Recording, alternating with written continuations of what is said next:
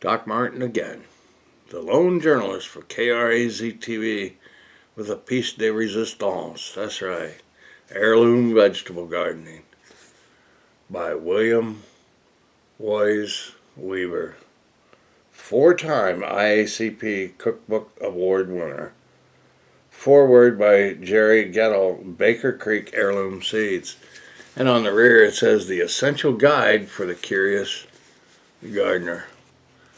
I love this book so much that I bought a copy of it. So I always occasionally will show you some books, and then I get real enthused because the Seed Savers and Growing Under Lights and organic gardening, all this stuff. So this rounds out the library. And in the back of this book are, of course, resources for where to buy heirloom seeds. And what's amazing is that here in Tucson, Arizona, we have Native Seed Search, and they are not acknowledged in this book.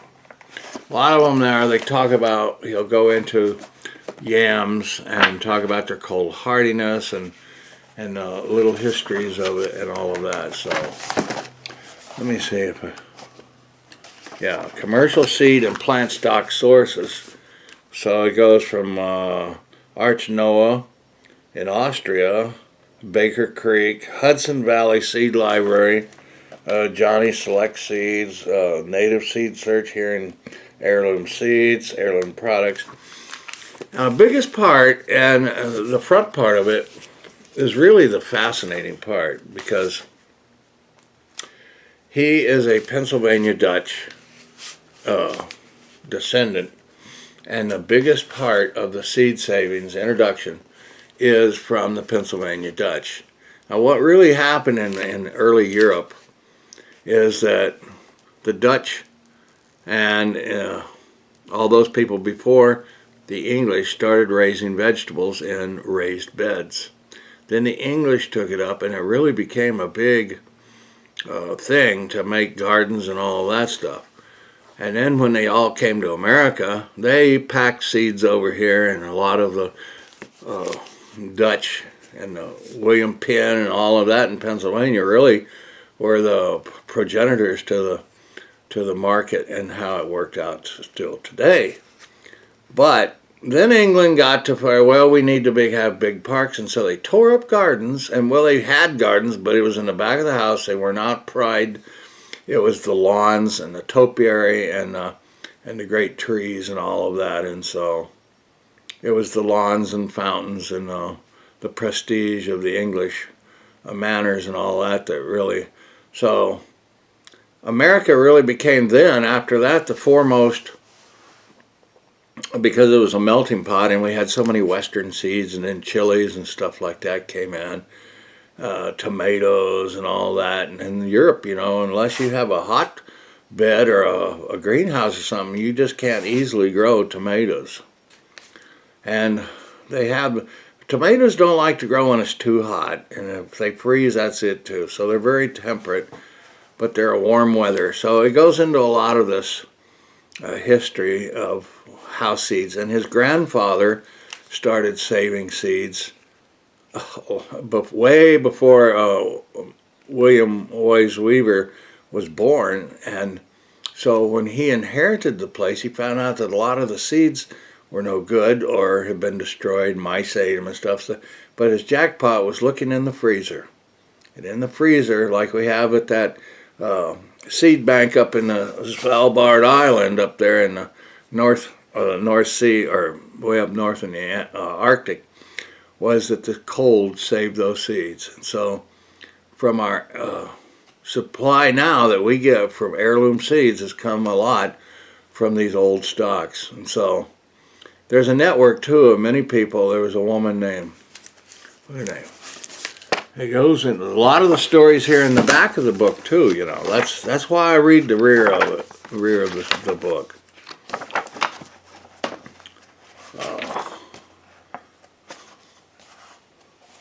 Or maybe it was in the front, I don't know. I think it was.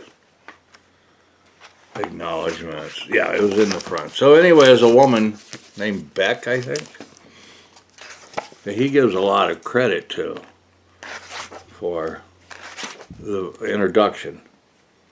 So he talks about Josephine Pencock, Susan Darlington Hannum. My grandmother's grandmother was the niece of William Darlington, a botanist of the 19th century fame. So, Mary Larkin Thomas was a Quaker who taught me how to save seeds. She died in 1982.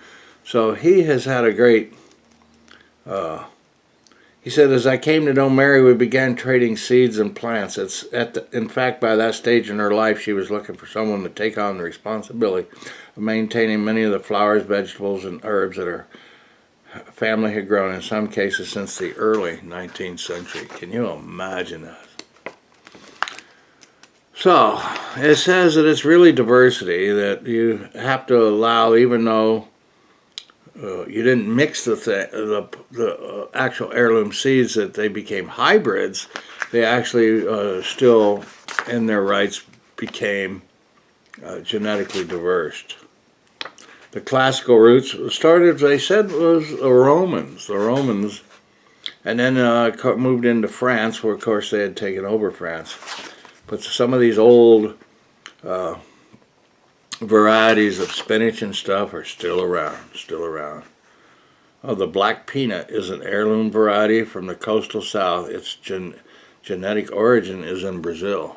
Now, I've never eaten a black peanut, but it says with global warming, the heat-resistant mustard, such as this rare species from Cape Gecko National Forest in Cyprus, was finding new uses by American gardeners. Agnes Block, that's her name, was a Dutch Mennonite who owned the estate of Loenen in Rivervetch near Amsterdam. She possessed one of the finest botanical gardens in Holland, commissioned famous artists to render drawings of her exotic plants and flowers, and was the first person in Europe to succeed in growing hothouse pineapples. So there you go. And she's not known to have directly influenced seed exchanges in colonial America, but other Dutch Mennonites brought the money and all that for the first groups of Mennonites to settle in Pennsylvania. She provided a role for many Mennonites in the country who became involved in horticulture. And perhaps the most influential was Jacob B. Garber, Lancaster County. So, he was a bigwig. His hothouse, built in 1837 near Columbia, was one of the first of its kind to be heated by steam boilers. Then there's the Anglo-Dutch garden. And some of these early pictures here, pictures of early fruit, are still around. And that's the beauty of it. So seed saving is important. Growing it is tough. But if you can get other people to have it succeed and then give you back some seeds and put them in libraries, I think that's the way to go, because you're not going to have successes in everything you grow. And if you're just starting out, it is a thing of trial and error. So he talks about genetic diversity, environmental activism, ethnobotany, and the Amish vegetables. Look at some of these gorgeous squash. You haven't seen any of those on the markets.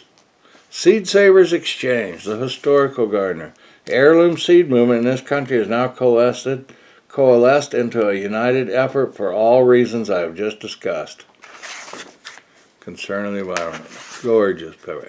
And then it's a grower's guide to select heirloom vegetables. Choices for small garden, seed purity, observation on zones, and then it starts out with the rest of it. And each page or so is artichokes and cardoons, asparagus, and all that. And it's amazing. Well, there are a few pictures, but it's not like almost every other page has some kind of a little picture of it. But brown lazy wife bean, case knife bean, it just goes through it all. Oh, celeries, eggplants, cucumbers, miscellaneous nightshades, goji berries, all of this. This is just okra. Some of these are some of the stuff: shallots, onions, parsnips. Parsnips used to really be big in America. Now that I read some recipes, and it tells how to do a few recipes in here. So this is a wonderful, wonderful book. I know I'm going on and on, but with something as wonderful as this, you gotta go with it. Heirloom Vegetable Gardening by William Woys Weaver, and it's by Quarto Press. Again, we got this book at the Tucson Pima County Library, like you can yours. And there's maybe other editions. It says this first edition, but I don't know if it is. But it's the bomb. It's the book to have for the real history and how it got started, and the main people who are big in the world back then and still thought of today. And so Burpee and all of those great. Oh, Burpee was a Quaker too company. Atlee Burpee. Ferry Morris. You know how much I'm into seeds? I got a packet of lettuces right now from Valley Green. And you can find seeds cheap occasionally. They're a few cents a pack. And by judicious planting, instead of just scattering them and then thinning them, I would go into, like rare seeds, get each little pot and propagate it. Use cloches to keep the weather off of it. Use netting and all that to keep your birds and pests out. Allow pollinators, grow beautiful flowers in amongst the vegetables, and that'll attract the bees and the pollinators. So I'm done here at 11, almost 12 minutes, but I've talked about some great things in all these book reviews. But here is the one I'm buying. KRZTV. Heirloom Vegetable Gardening. Thank you, William Weaver.